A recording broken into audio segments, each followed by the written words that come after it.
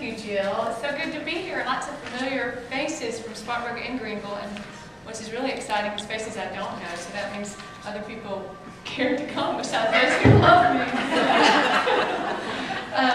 Jill, as Jill said, I'll talk for about 20 minutes, and I don't want to read big chunks of things, but one thing that people always ask is how the book came to be, so I thought I would talk about that a little bit.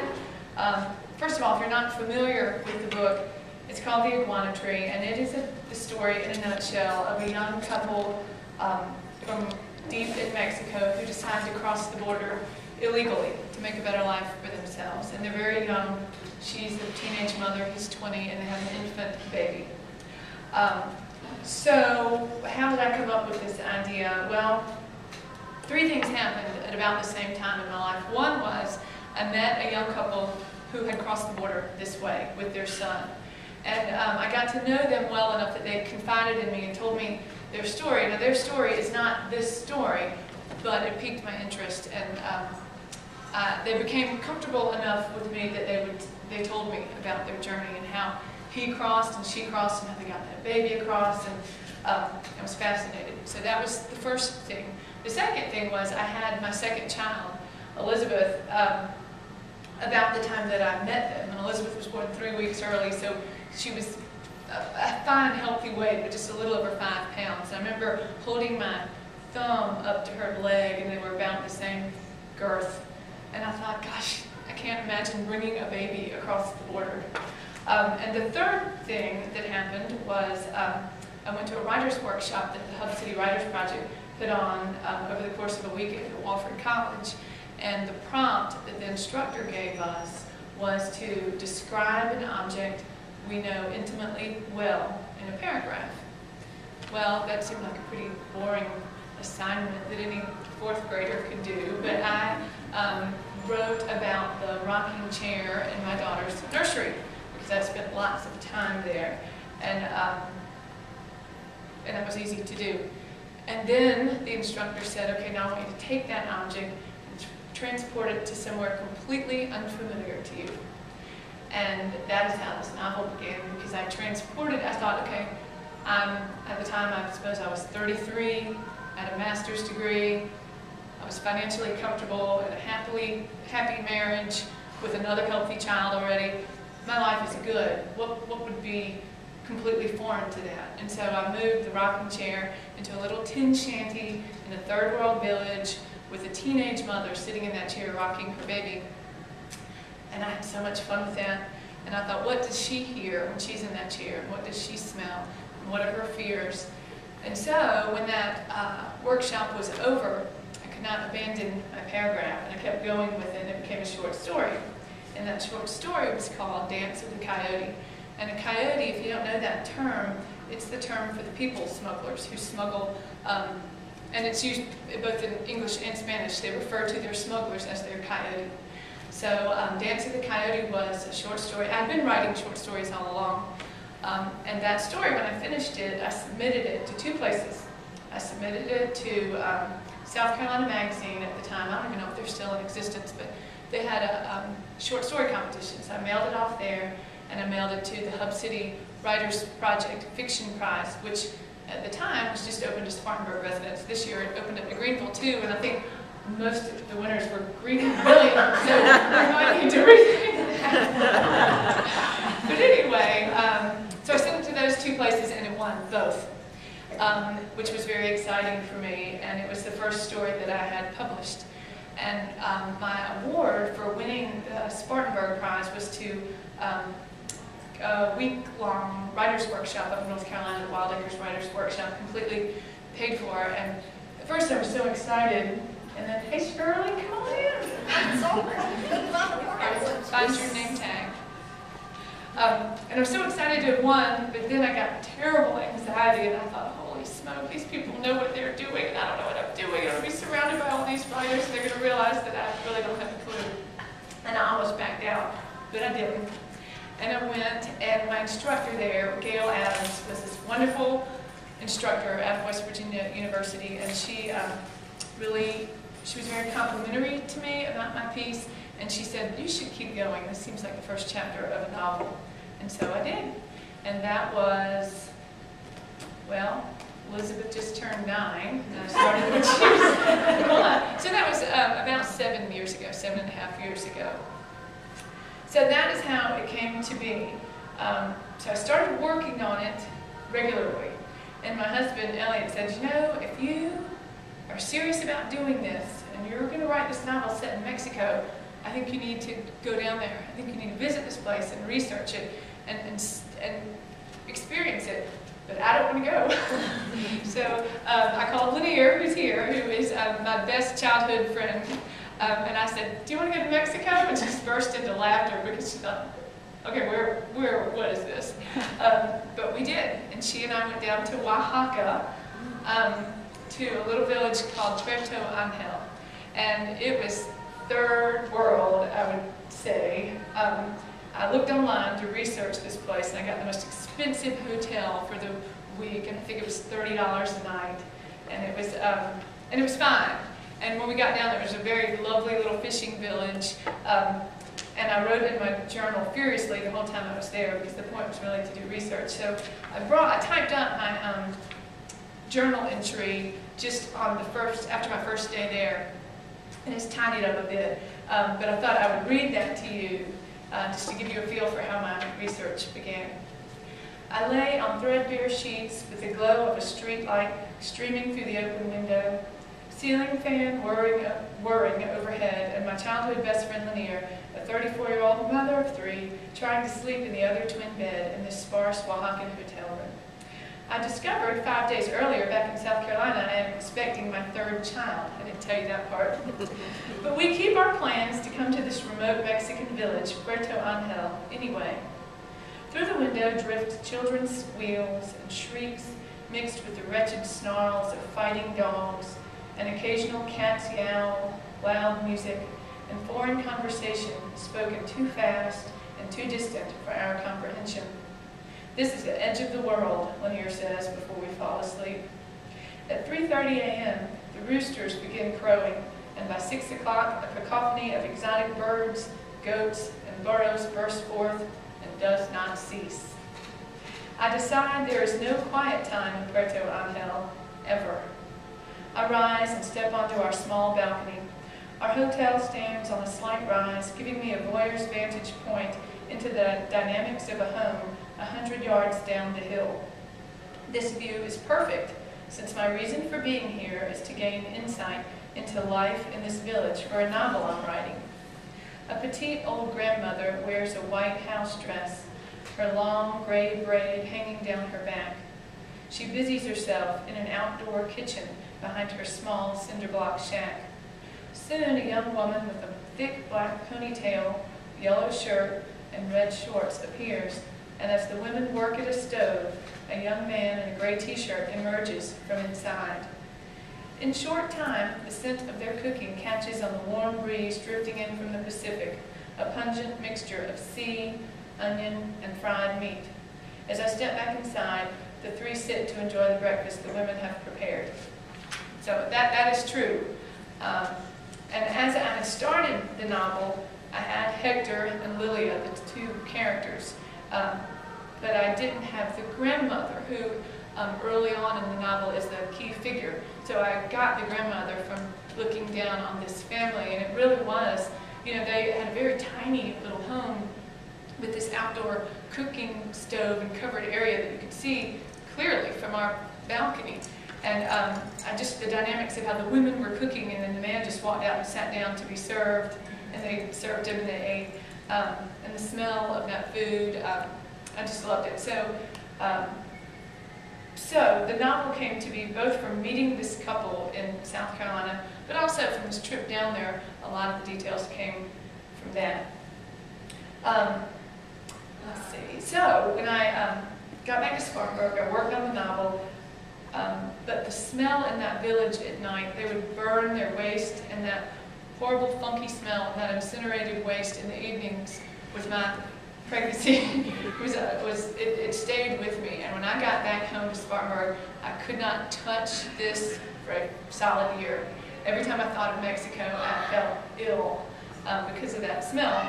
But after my son was born, he was a few months old, I got back into it, and then I was ferocious with it, and I didn't quit until I was done. While I was working on that, C. Michael Curtis moved to Spartanburg, and I don't know if any of you know who he is, but in the literary world, he's a rock star. He is the fiction editor of the Atlantic Monthly magazine, and has been for the last 40-something years, and he's hugely respected. And to be published in the Atlantic is kind of like being published in the New Yorker, or several of those other top-tier places if you're a short story writer. And he and his wife, novelist Elizabeth Cox, moved to Spartanburg. And they jointly share a position at Wofford College teaching some English courses. So I thought, I need to get to know him. So I audited his class at Wofford, which was a great class. I really enjoyed it. But I participated just as the Wofford students did, and I wrote for him, and he graded my work, and I just didn't get a grade on the transcript, but otherwise it was just like being a member of the class. And he liked my work, and I really liked him, and he sort of took me under his wing.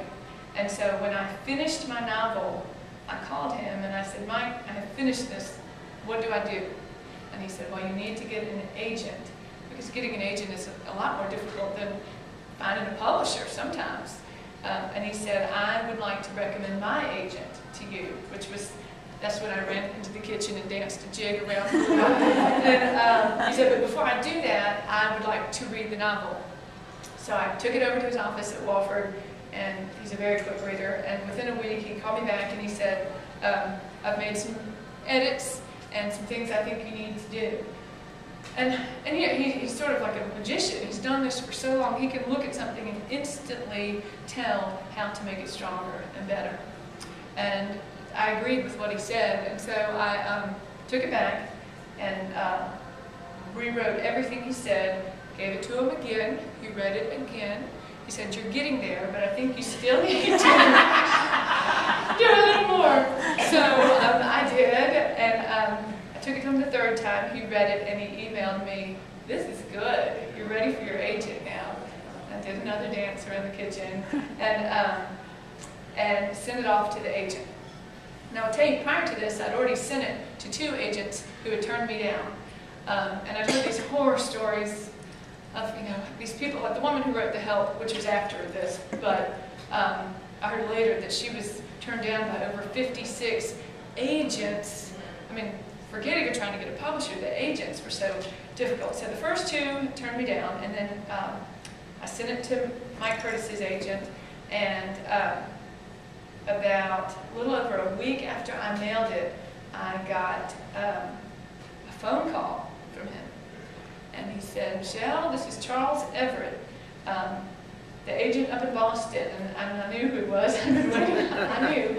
And he said, your novel manuscript arrived in my mailbox today. And I opened it at the mailbox, and I read to page 34, and I was riveted.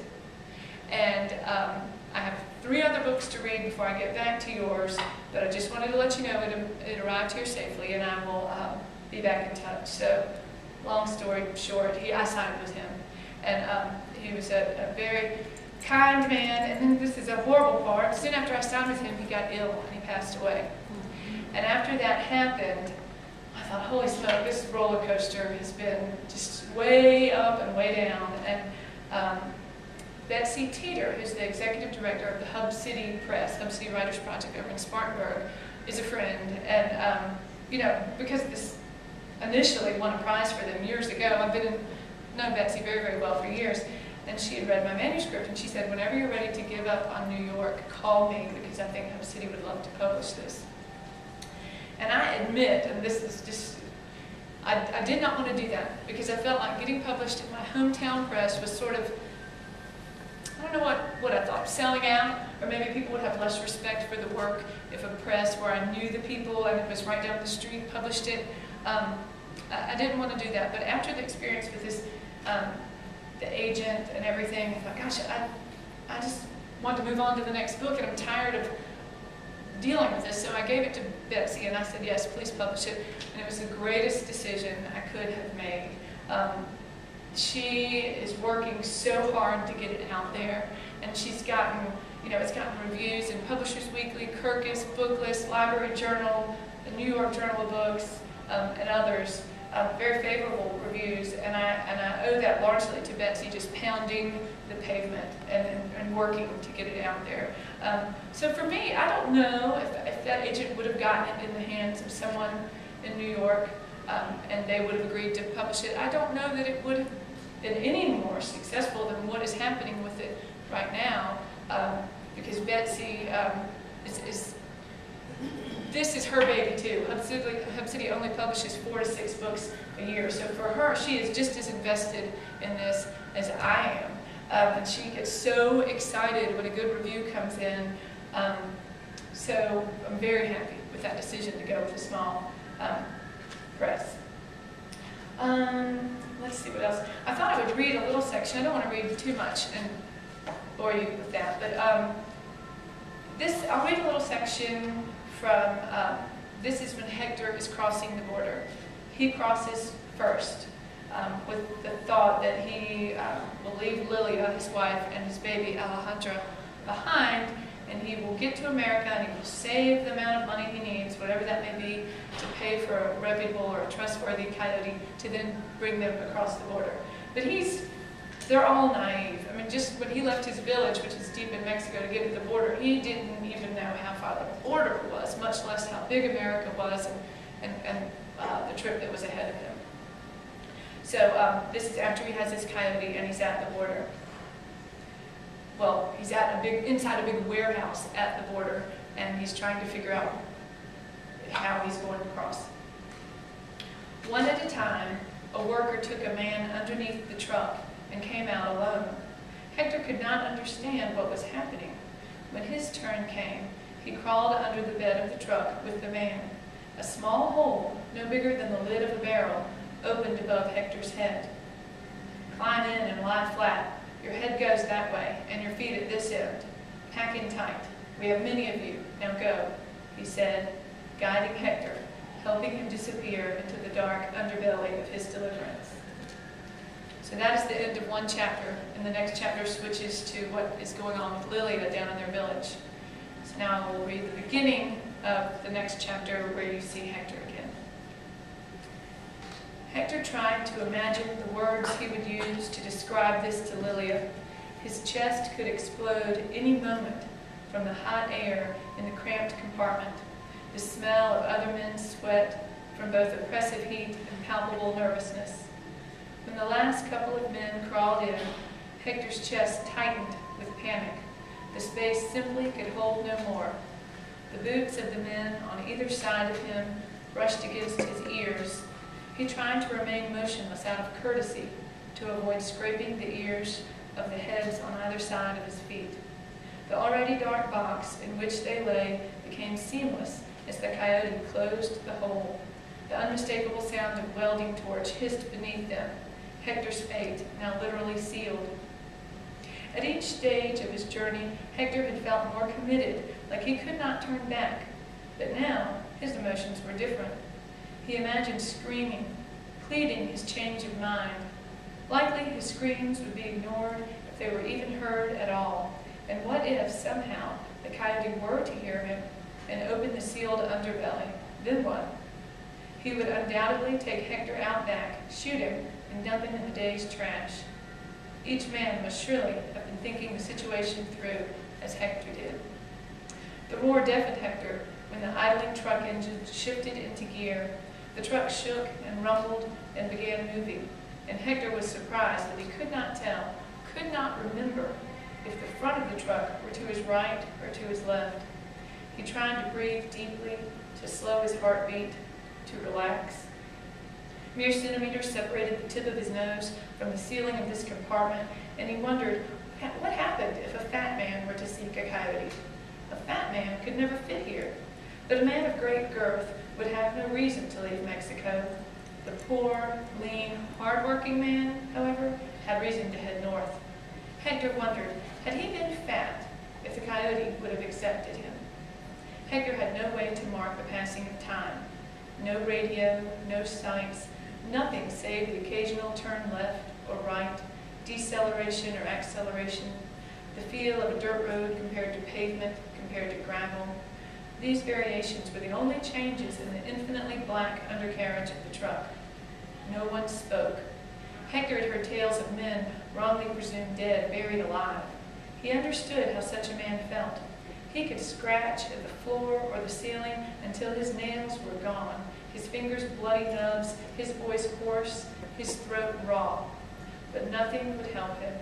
His situation would be unchanged from the effort. But I have hope, he said over and over to himself. The words became his mantra, his lips, his silent lips forming the word hope, hope, hope, for what could have been hours or minutes. All sense of place and time and reality had been sealed off with the final flames of the welding torch.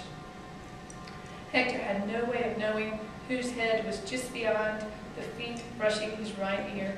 But after a while, he could not know how long, he discerned words rising above the rumbling of the truck, prayers uttered in the darkness. The anonymous voice floated soulful, desperate, and crying. Soon others joined in until the incessant rumblings of the truck's engine mixed with the desperate prayers of 10 strangers in unison. Men cried, but the rhythm was soothing somehow with the repetition of the Hail Marys along with the vibrations of the truck. Maybe the comfort sprung from the act of 10 strangers reaching out to their God in the most sincere and desperate way. Hector felt trapped somewhere between life and death, suspended amongst the souls of others, suffering similar fates. Ave Maria, Hail Mary, full of grace. Hail Mary, full of grace. Hail Mary, full of grace. Would they be here days or merely hours? Hector's thoughts shifted between surreal images of purgatory and the very earthly thoughts of relieving himself. The acrid scent of urine permeated the musty air, mingled with sweat. The first of the men had pissed, maybe from heat, maybe from fear. Hector had heard of men doing so, or maybe he simply had to go and could wait no longer. Why wait? If he were going to be here for a day or more, he'd have to go at some point. The smell of the men sickened him, their shared air hot, stagnant. Soon the odor changed to vomit, an unbearable stench, except that what choice remained but to bear it? Go someplace? Escape? Curse the men who pissed, who vomited? He breathed the smell of desperation. Hector closed his eyes out of habit to seal himself off from this place, these smells, the sounds, but doing so changed nothing. His dark surroundings remained the same, whether his eyes were open or shut. He hoped he could go a long while before he wet himself. He wondered how long that would be, and he considered that this was a place where a man could die. So that goes on for a while. I know that's a horrible thing to read right before having lunch. I'm sorry. I should find a better section.